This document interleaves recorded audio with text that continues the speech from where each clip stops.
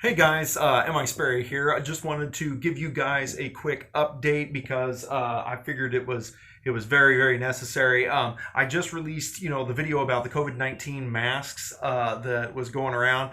This is why I love the internet. It's why I love social media. I posted that out there, and I had somebody bring to my attention that there are some major flaws with that so far as safety is concerned. So while we're looking at that, I'll explain it to you real quick. But while we're looking at that, I took the video and made it private. I didn't remove it, but I did make it private because I don't want to spread misinformation.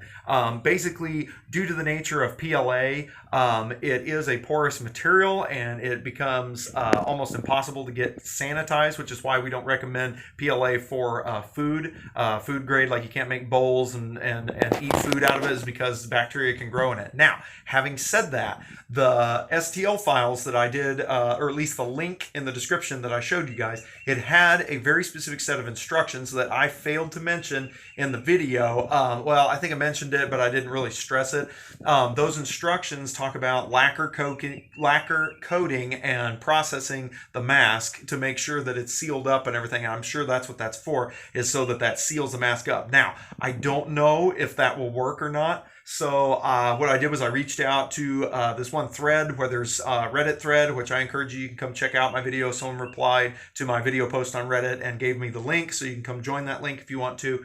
But basically talking about I asked the question of post-processing and if that would be viable and be okay and it would be safe, because the last thing I want to do is make people think, give them a false sense of security. So I apologize for that. So I have made the video private, and I've made this one just updating you, letting you know why I did that, because I want to make absolutely sure.